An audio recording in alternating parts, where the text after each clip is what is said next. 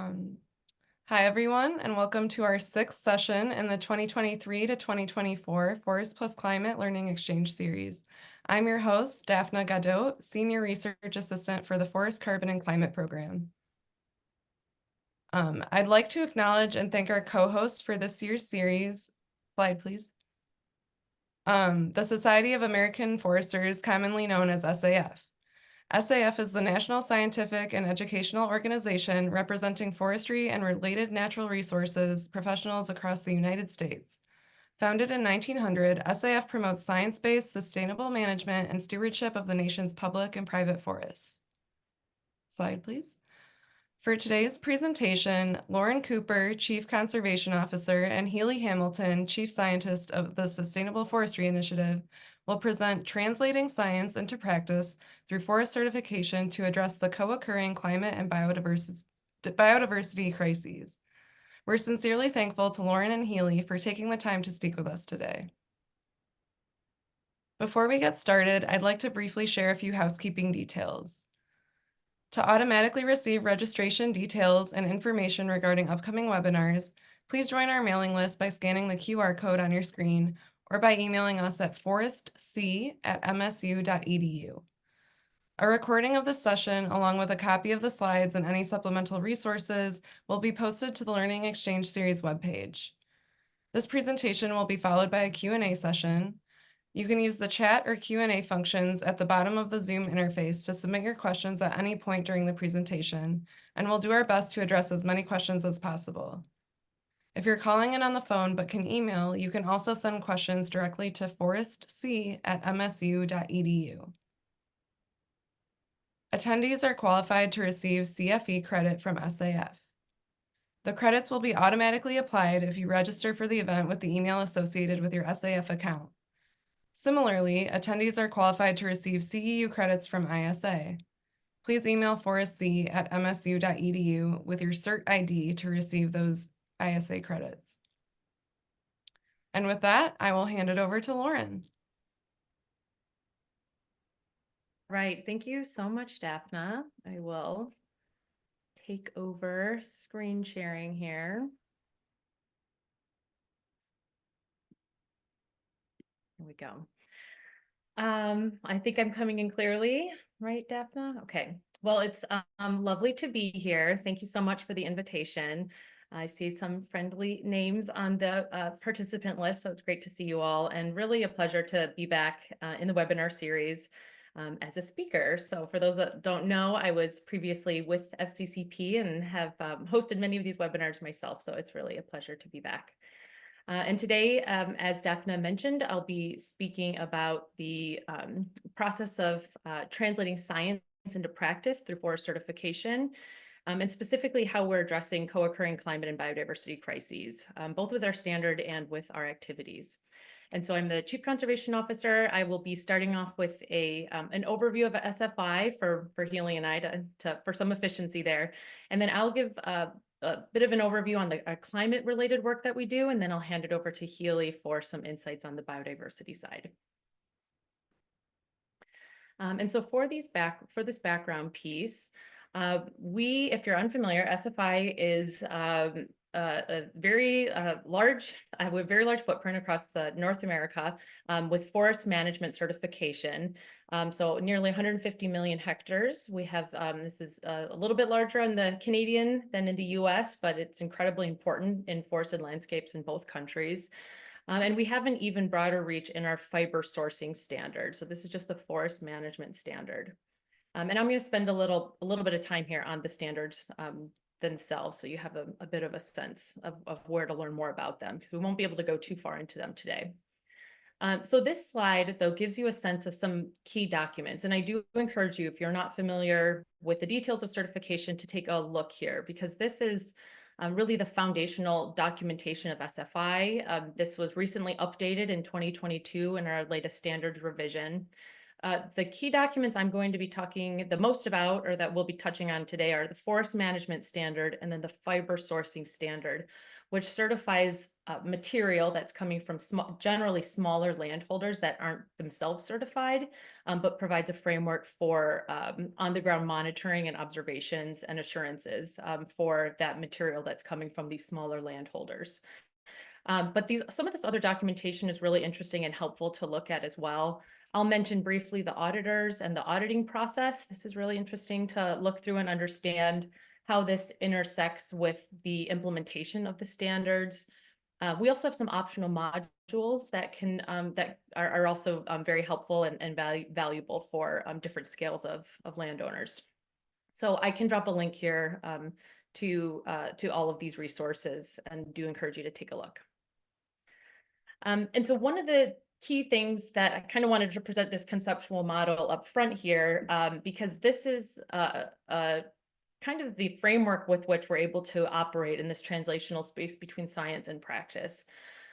We recently went through a major revisions process. So this happens periodically to the standards. And so the 2022 SFI standards were a result of a very robust stakeholder engagement process, had over or nearly 2,300 individuals and organizations registered and submitting comments. And I will touch on briefly what some of the key themes were here that have emerged. We have new requirements related to climate smart forestry, for biodiversity, for fire resilience, and for other topics that Healy and I don't work on as much, but Indigenous relations, and community-related topics as well. So there's a number of really important topics that have been elevated in the latest round of revisions. And so at the top here, you can see that there's this kind of conceptual idea of this process. Then we have the standards themselves. And then now we're in this period of implementation, and particularly on the conservation side. And so further assessing, you put the high level concepts in the standard, and then you have to get into what's the measurements, the monitoring, the metrics themselves for implementation. How do we pursue continual improvement, which is an idea built into the standard? How are best management practices evolving, and where are there new BMPs needed for topics that weren't previously addressed? Like climate smart forestry. We have an opportunity to create additional guidance and tools, and then we have a very important role in training. And so on outside of this here, we have one of our major tools is conservation research. So, and grants, we have grant making mechanism in various partnerships. We also, again, have the auditors. So the standards and their implementation is third-party audited. We don't handle auditing, but we can engage with our auditors through meetings. We have an auditors forum, and that's to ensure there's consistency in interpretation and expectations. We have the SFI implementation committees. So this is another link we could drop in, but this is a really unique part of SFI, that we have these distributed committees. They're typically at a provincial or state level, or a grouping of provinces or states, where it's a requirement in the forest management standard to support and contribute to your SIC, your local SIC. And then they're in turn involved in managing the training programs for SFI, also various landscape level assessments, and bridging data and guidance to those that are implementing the standards themselves. So it's a very important network, and really a great asset for SFI, particularly when we're thinking about the interpretation of science into practice. And this is a central way that we are able to do that. And then finally, we have the foresters and loggers themselves.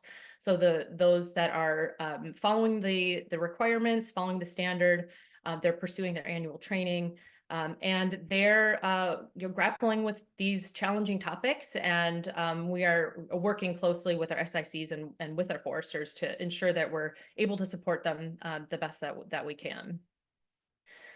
Two resources that kind of give you a snapshot of what was updated in the last standards revision are these two documents. So there's just cover the major enhancements in both the forest management and fiber sourcing standards. So I can drop some links to these as well, but just wanted to flag these are some nice resources. And we won't go into all of this, but I did just want, for those that are unfamiliar, to give you a glimpse of the topics that are within the standard.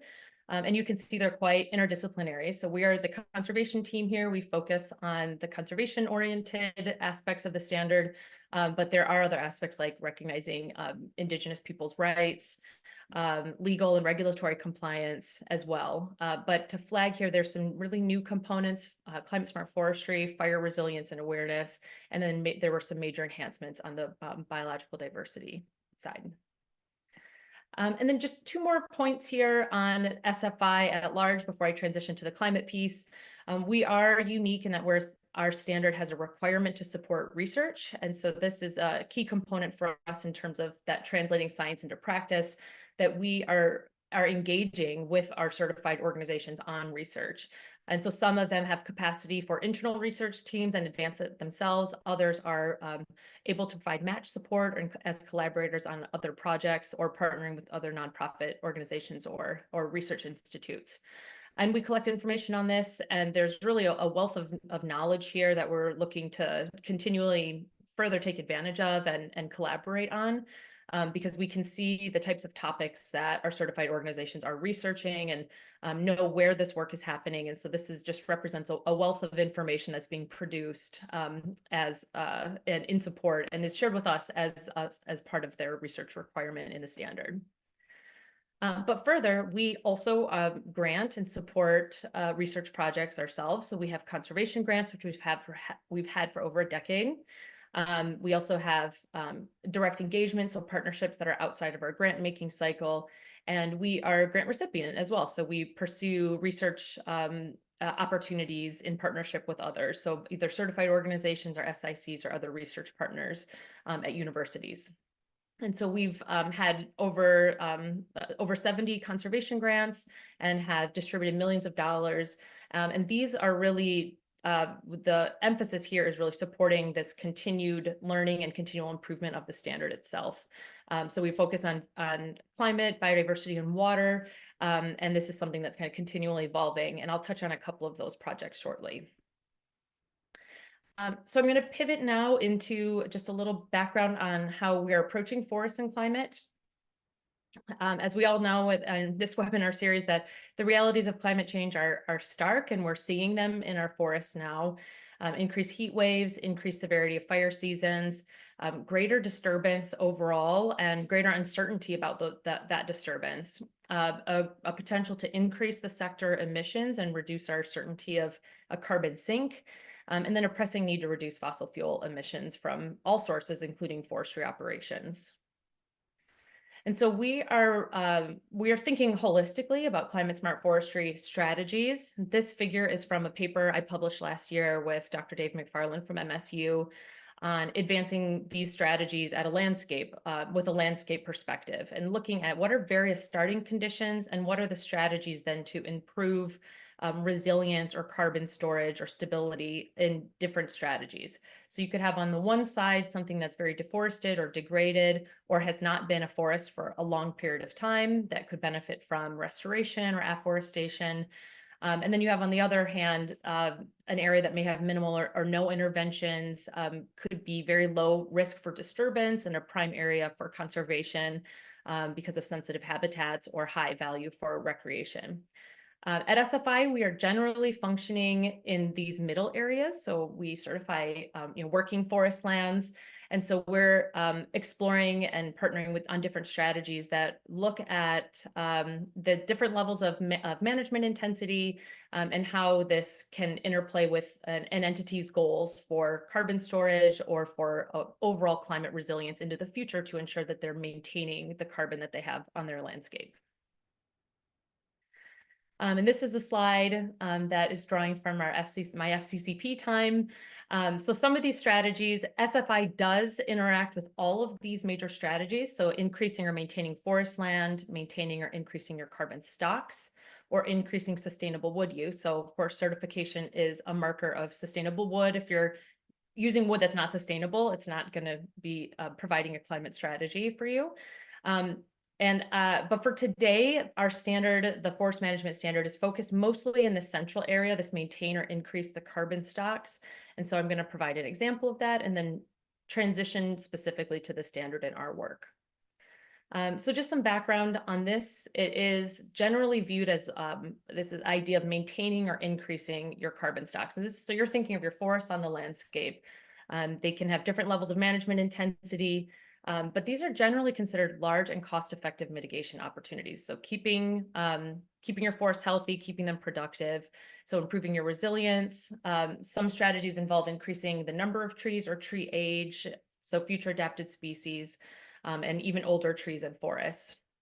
And many of these can be implemented rapidly by working with current landowners. And this is where SFI has a very unique opportunity to do that, because we have, such a tension now between science and the need to act quickly, that we need to have the ability to translate science as quickly as possible to decision makers. And so thinking back to our SICs, or our implementation committees, and the network we have a very unique opportunity to advance by working closely with the current landowners and forest decision makers.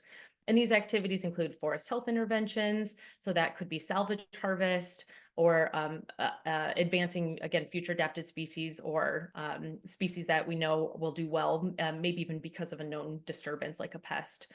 Improving forest management, adaptation in general, agroforestry. We also have an urban forestry standard, and then avoiding degradation, which is a topic SFI is very involved in. And then, as we probably all know on this webinar, that climate change is a threat multiplier. And so this is not easy. It's not, it really involves a lot of communication and collaboration with our science community to be able to advance this. So I know there's lots of folks on this call that are working on topics like this, and we do look forward to continuing to collaborate on these. And I'll provide a couple of examples shortly of how we're doing that.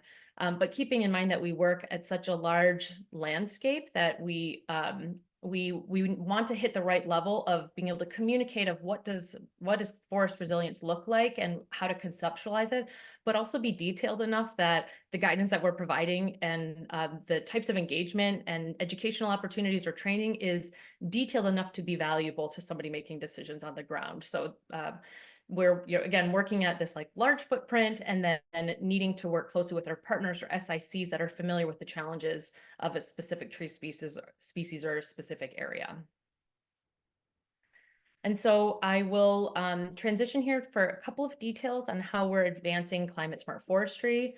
I mentioned that this is a new component of our forest management standard. And so we have a new objective specifically on climate smart forestry, and it has two major areas: identifying and addressing climate change risks, and then identifying and addressing opportunities to mitigate the effects associated with climate change.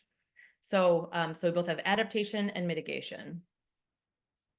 And so to break this down a little bit further, when we look at the adaptation side, we're taking and supporting forest decision makers in a risk-based approach, so understanding vulnerabilities. And so this is determining your climate-related material risks related to climate. So you have changing forests or risk of fire.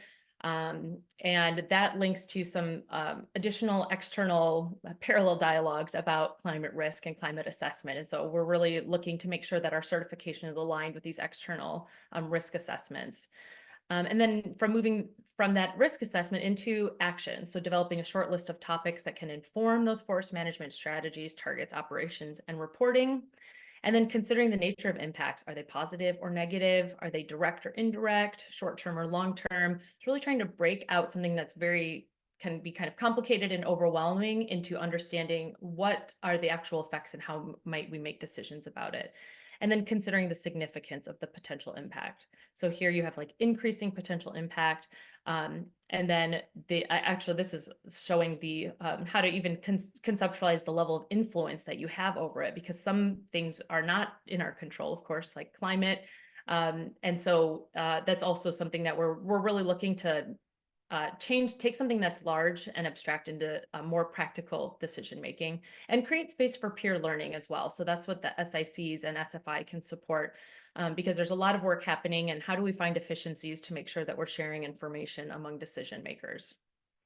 And then on the flip side, we have enhancing climate benefit. So these are opportunities to enhance the benefits of forest management operations. So this is about the prompt reforestation or planned natural reforestation that links to other parts of the standard. So that's a long-standing aspect of the forest management standard, is to ensure regeneration and reforestation. The next is regen, but also taking appropriate actions to correct understocked areas. The next is evaluating the potential for afforestation in areas that are not ecologically sensitive or vulnerable to disruption. So there may be areas that are very appropriate for afforestation that have been were maybe previously forested in the past, but there's others that aren't, like at a wetland area, for example. And then also exploring other types of practices like advance or protection of desirable areas, or planting advanced regeneration, or retention of vigorous trees during partial harvest. So we're also exploring other types of forest management practices that could be useful.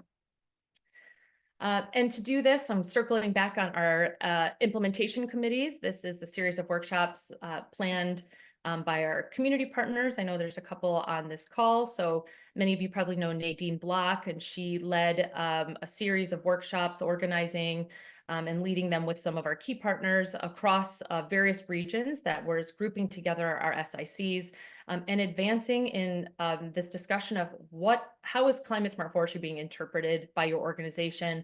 Where are we at now? What are the data inputs? How can SFI continue to support this interpretation? And we learned there's quite a bit of variation. We have some companies and certified organizations that are already involved in carbon projects and carbon markets. And then we have others that are not that far advanced yet and are benefiting from some of the guidance materials that we're able to put together. So we took, again, this is another way to visualize this kind of risk-based approach. And so we brought this kind of theoretical space to our certified orgs through the SICs, and we have a report coming out on this shortly, but it's definitely an area of work that we'll be expanding on. And then here's just a kind of a snapshot of a example of guidance on climate smart forestry. And you can find this easily on the web if you're interested.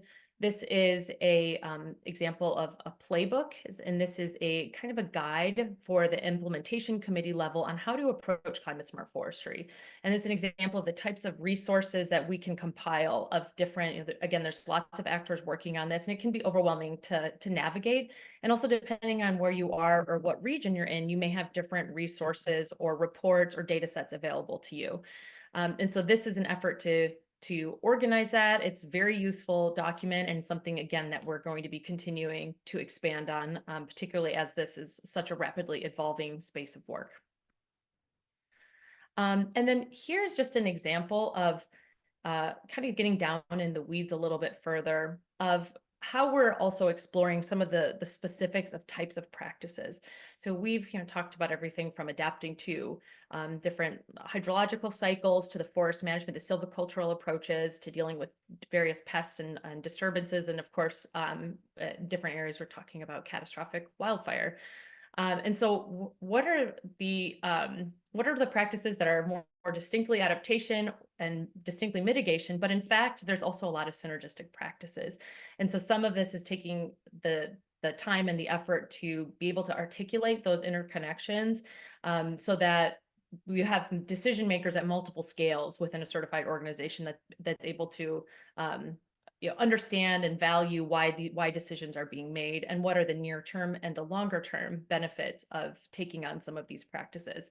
And then in turn, we are then expecting to see that in the reporting to their through their auditing process, and then in their annual reporting that we ask for information about their practices through our annual survey.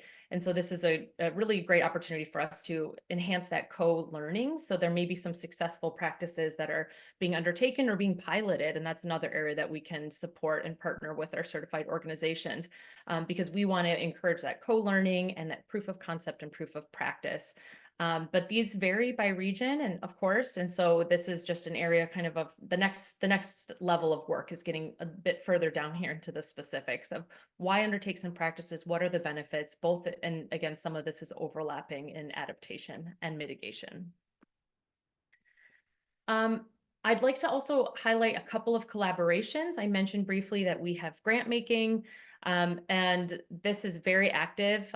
This is obviously a huge body of work that we're embarking on, a massive footprint, many decision makers.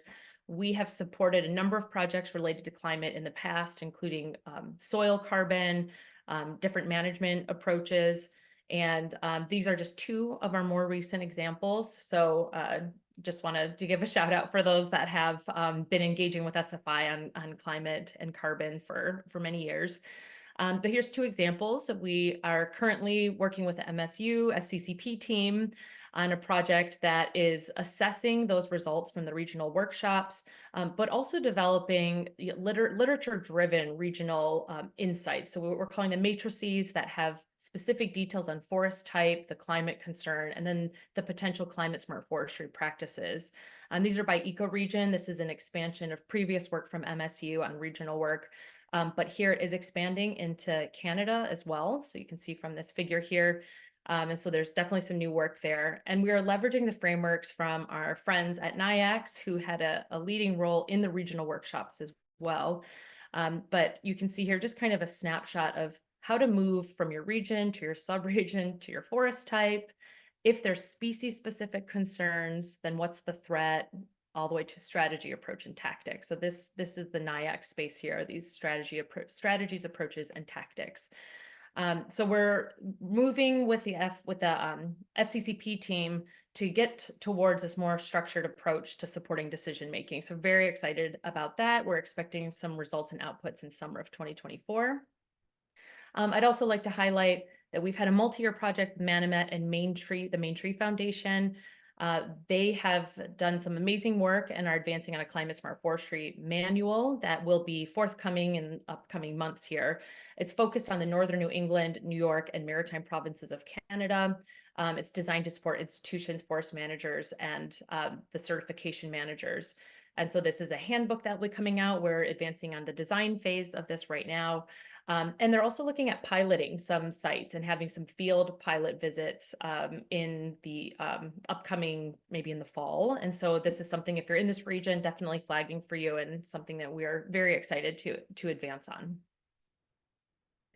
And then I'll just make a kind of flag here as well that now we're going into this next level of these best management practices. And I mentioned this before, but these are the types of deep dives into topics that we're supporting, and we're looking at how are certified organizations advancing in these challenges of topic areas like hydrology, precipitation changes, fire resilience, of either using fire as a tool or reducing catastrophic fire, changes to management schedules, like when there's warmer winters, what does that mean, or wetter seasons, how to engage and partner on Indigenous knowledges, so engagement with our Indigenous rights holders, knowledge holders, and land users to learn about traditional land use and stewardship practices.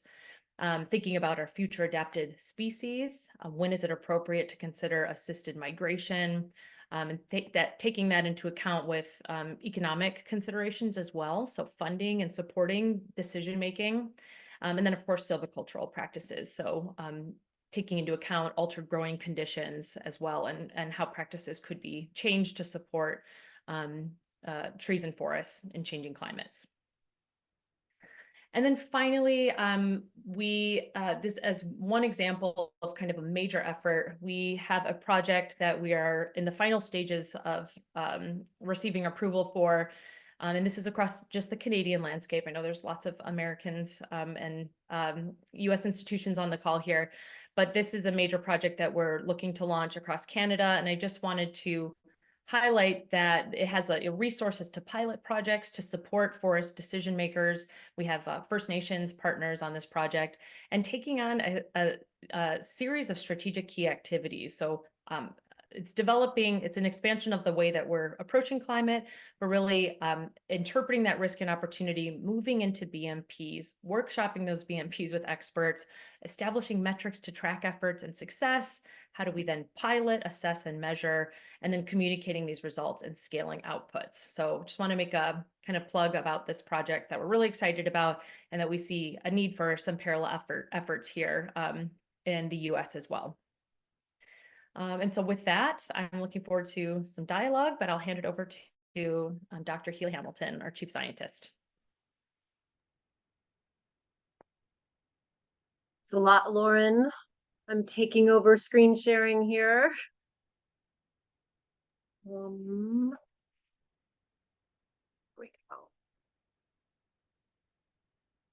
So I'm going to take a little bit of it's great. Thank you very much, Lauren, because that was a sort of lovely introduction on the climate, forest, carbon, climate, which is essentially it's a topic that we're a lot more familiar with, that there's more public awareness of the links between forest, carbon, climate. We're a little further along in how we measure carbon and talk about it. We're a little farther along in policy, and sort of even just public awareness around the role of forests and how carbon and climate and forests interact.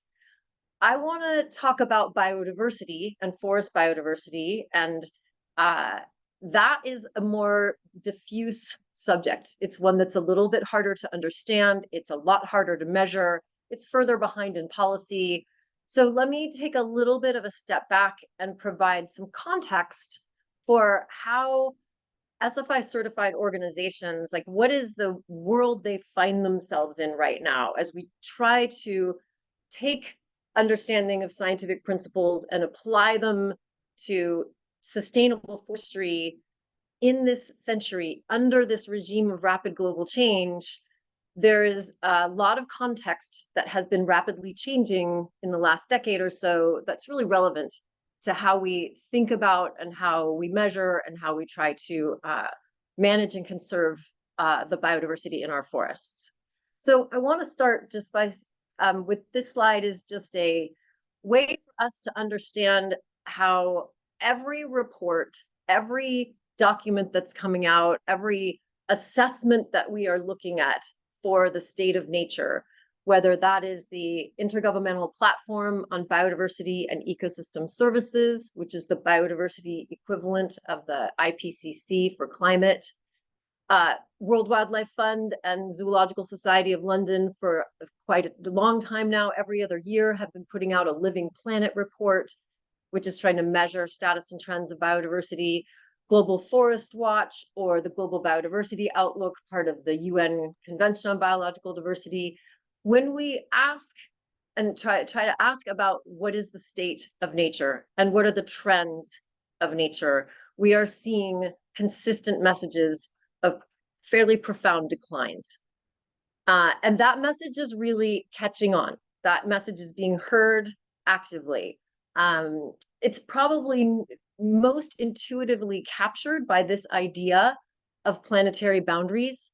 So this is an approach for trying to look at what are the major systems on the planet and can we keep them in a safe operating space, which is that green circle, the globe in the middle. And then we can ask about the status and trends and understanding where we are essentially overexpending the natural capital of the planet. So from the beginning, when planetary boundaries first came out on the left-hand panel here in 2009, biosphere integrity, right? The state of nature, that was the one that it was at that time the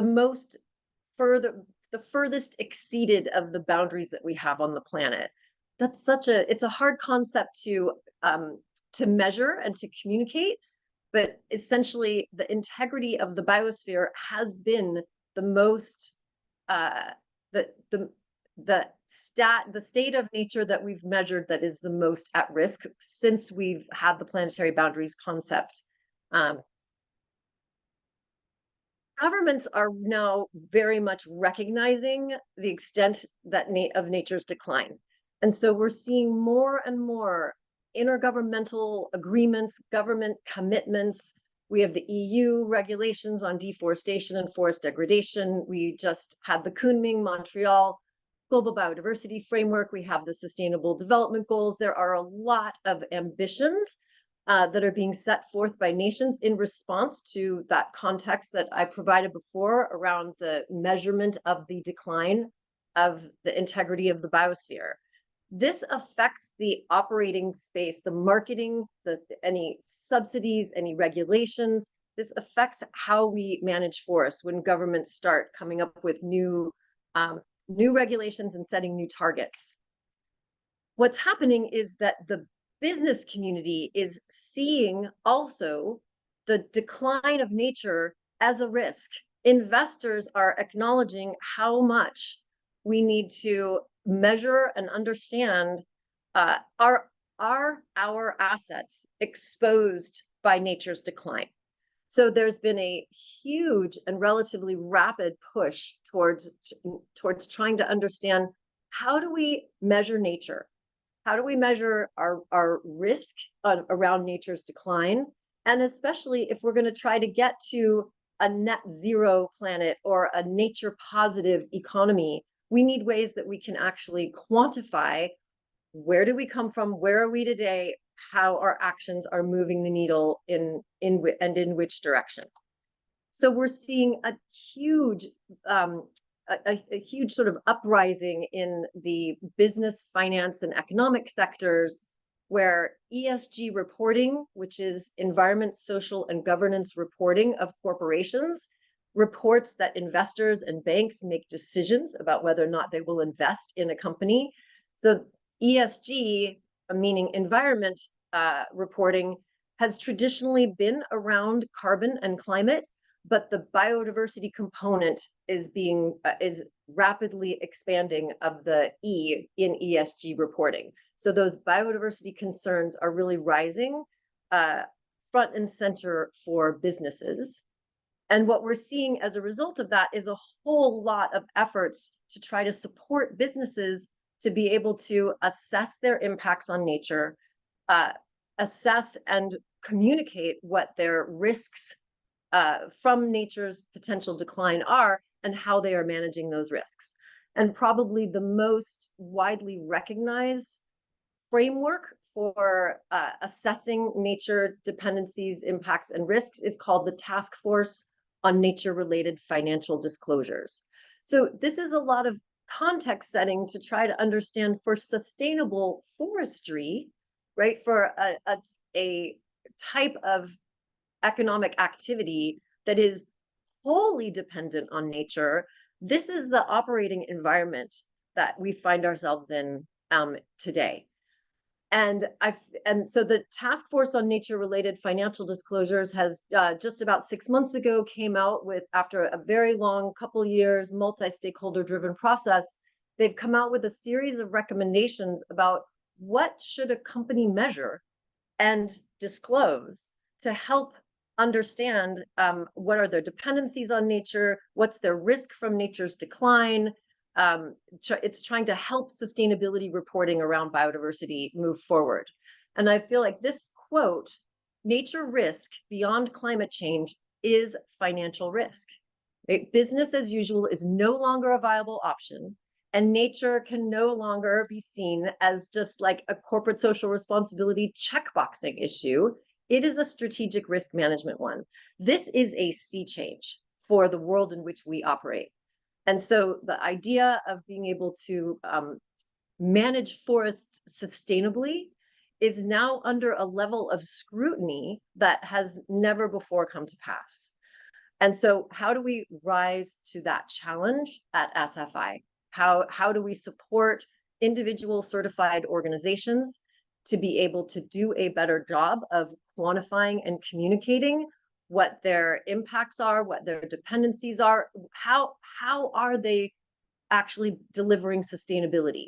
Because if you can show it, you will attract a lot of investors. There's whole new classes of investors that want to invest in sustainable solutions. And sustainable forestry is one of those solutions, but only if we can measure and communicate that those solutions are working.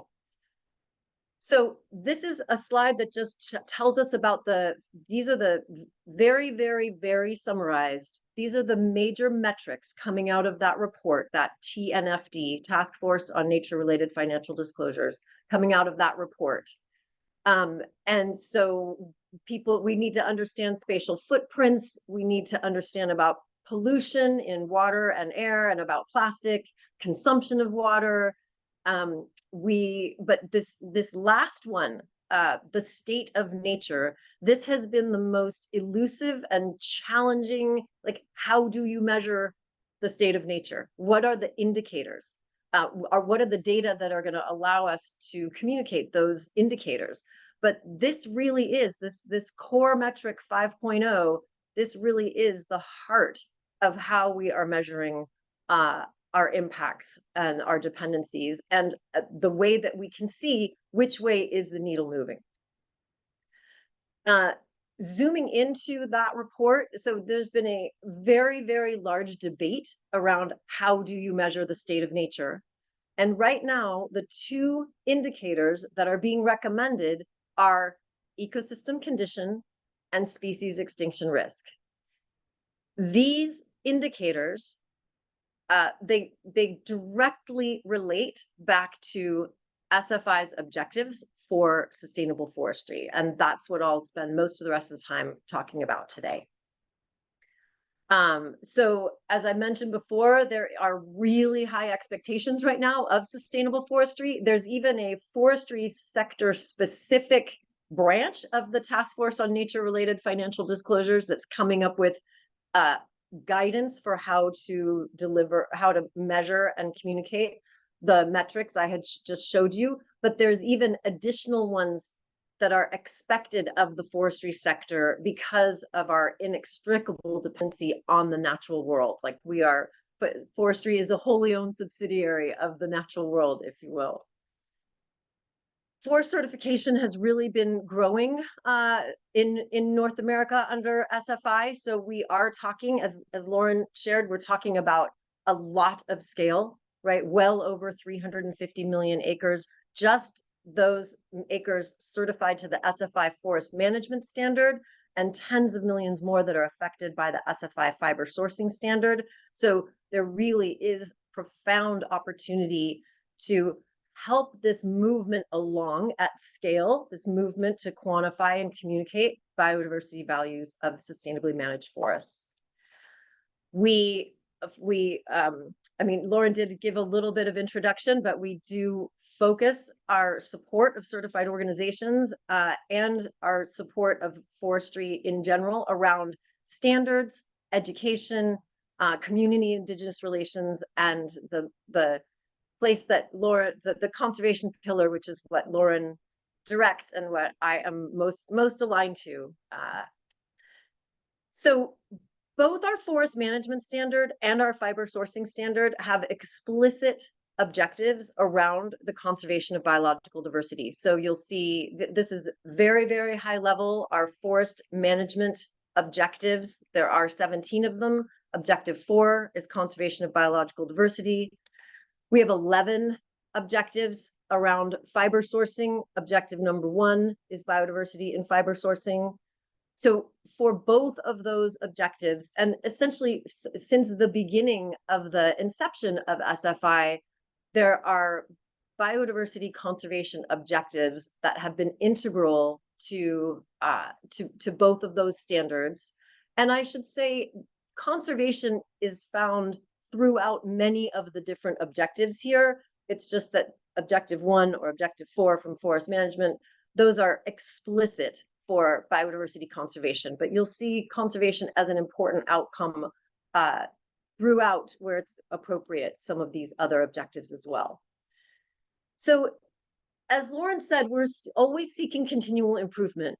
And one of the ways in which we're trying to advance biodiversity conservation, especially in fiber sourcing, where it's a little bit harder to understand what your potential impacts to biodiversity might be when you are sourcing trees that are not on land that you're managing yourself. So in 2022, when the new standards came out, we had a sort of evolution in the amount of information that we were asking those organizations certified to our fiber sourcing standard.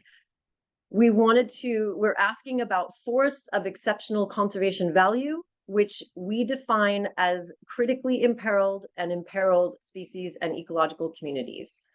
So we are connecting directly to the risk of extinction when we use this language and when we define forests with exceptional conservation value in this way. So that goes straight to the heart of exactly what TNFD is asking to be measured, species extinction risk, and that is has been for a very long time a foundational component of the conservation objectives of SFI. in order to understand what is critically imperiled and what is imperiled, our definition of FACV, we go to the most authoritative source of information on biodiversity in our footprint in the US and Canada. That is an organization called NatureServe, which has been developing conservation status assessments of a very diverse suite of biodiversity for over 50 years. So what you're seeing here is the most highly summarized status of US biodiversity for animals that currently exists. This is breaking down all animals at the top and then a whole lot of subsets of different animals, pollinators, aquatic invertebrates, terrestrial snails, and the extent to which that group of species is imperiled is color-coded in each of these bars. Our standards relate directly to everything that is orange and red on this bar. So if you are orange or red, if you're red, you are globally critically imperiled. If you're orange, you're globally imperiled. These are the species in our nation that are at the highest risk of extinction, and this is the currency of forests with exceptional conservation value for SFI. We have a similar set of information to use for plants. This is all plants across the top, and then a few sort of breaking them down into a few groups so that we can see that the poor cacti are not doing quite as well, and that orchids are, as we would know, they're heavily impacted by collecting.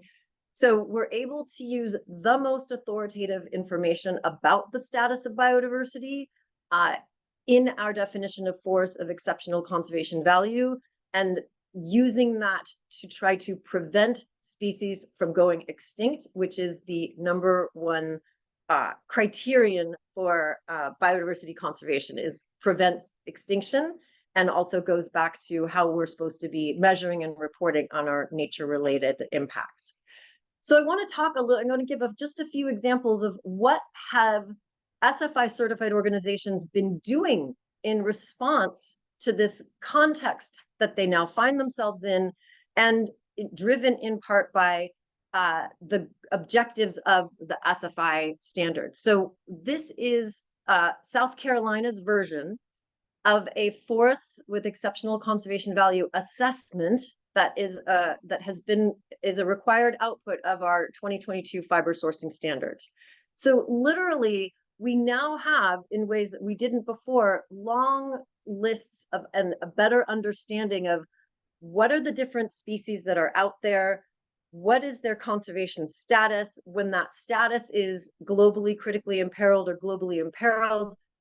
We need to know about it. We're then assessing whether or not those are forest related species. So we're really transforming the amount of information that we have on the ground about those most imperiled species in order to improve how fiber sourcing can take place in a way that limits its impact on species at risk of extinction.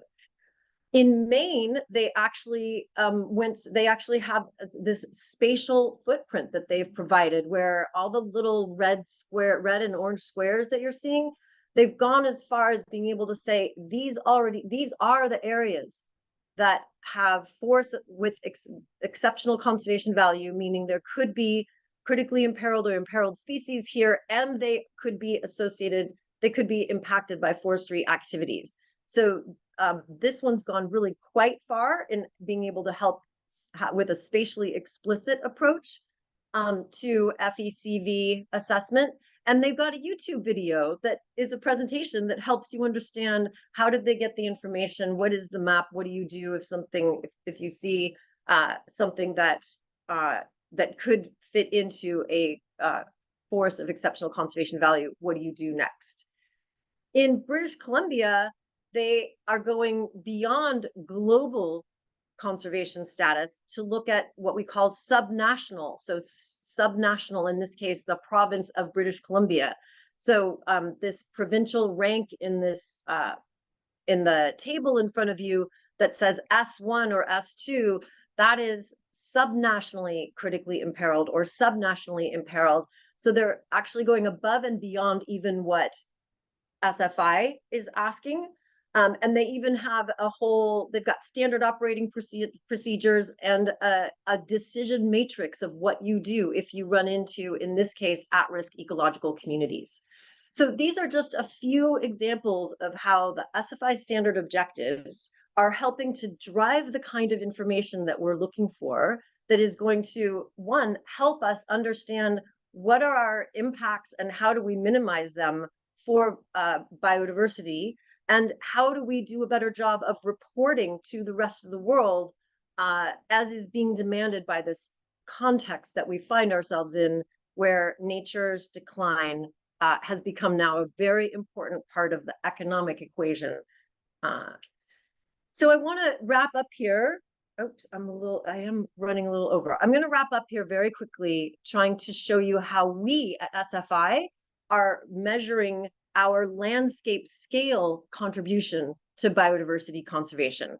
Of course, so what you're looking at here is a simulated data set. So these are not the actual polygons of SFI certified organizations, but if we were looking at the southeastern US, which is our example, it would look something like this, with a lot of scattered holdings sort of all over the place. It's one thing to ask individual certified organizations for how they are addressing their nature-related risks and dependencies and how they're looking for their forests of exceptional conservation value. But across the entire footprint, we are also delivering conservation value. How do we quantify that? How do we communicate that? So in this case, we're looking at landscape scale conservation. For those of you that are familiar with the Southeast, this is the very purple map called the Southeast Conservation Adaptation Strategy. It is a multi-stakeholder process to lead to this thing called a landscape conservation design. Like 400 people, 200 organizations have contributed to this. $200 million has gone into trying to make this landscape conservation design a reality. So here you're seeing where the darkest purple is the very highest conservation for this area, very highest conservation outcome. The medium purple is high priority, and the gray is connections. We didn't think that you could see things very well, so we've just changed it up a little bit, and we just want to share with you, what does it look like when we ask about across the whole SFI footprint, how are we contributing to this multi-stakeholder, massively important 14-state landscape conservation design, where other people have determined which are the highest priority areas, which are the high priority areas, what are the priority connections, what is our contribution? And so I'm going to skip through some of these more specifics and just say at the landscape scale, we can look at individual watersheds. And here what we're saying is, in these watersheds, if you have any of these top 3 darkest colors, 50 to 100% of the high priority areas for conservation from the Southeast Blueprint, 50% of the area in that watershed is actually falling on SFI certified forest management land, right? So this is allowing us, when we look at these darker colors here, it's helping us to understand where SFI certified lands are delivering landscape scale conservation values. And these very darkest ones are showing us areas where, here, this is for the very highest priority areas. So we're looking, and they are not all the same. They end up being different across the spatial pattern. This is the very highest priority for connections. So this is again where for these darker watersheds, it's where SFI certified lands are providing 50 to 75 to even close to 100% of the priority connected area in that watershed. So we can pinpoint our own conservation efforts and where our lands have higher conservation value, at the same time that we can report on our landscape scale contributions in this particular case. So I just want to emphasize that even though we talked about species extinction risk and ecosystem condition as sort of the initial ways that we're trying to measure nature, sustainably managed forests deliver all kinds of biodiversity values. And we are trying to find ways to generate the evidence and the analyses and the communication that will allow us to demonstrate how this wide range of biodiversity values is being delivered by sustainably managed forests.